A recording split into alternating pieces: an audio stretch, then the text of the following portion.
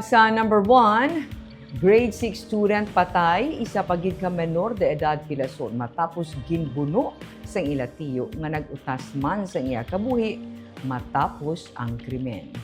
Ginbuno sang tiyo ang duha niya ka mga menor de edad nga hinablo sa Habay-Habay, Barangay Candabong sa Banwa sang Manhuyod, Negros Oriental, Domingo sang hapon. Patay sa pagpamuno ang 11 anyos nga lalaki, isa ka grade 6 student samtang Pilason, ang 16 anyos ka magulang nga lalaki.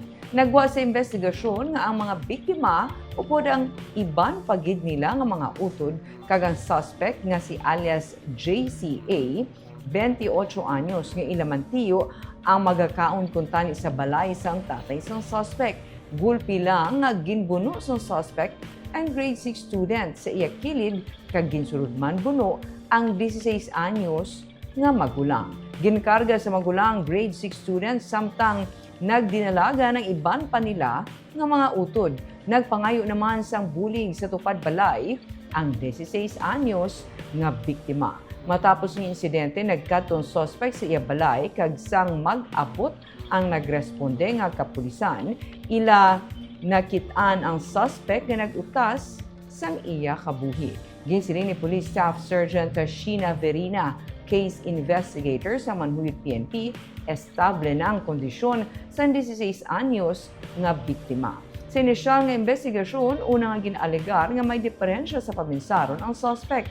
Apang sa follow-up investigation, nagwa nga kahulugbon ang ginhalinan kung nga nahimo sang tiyo ang krimen sa iya mga hinaplos.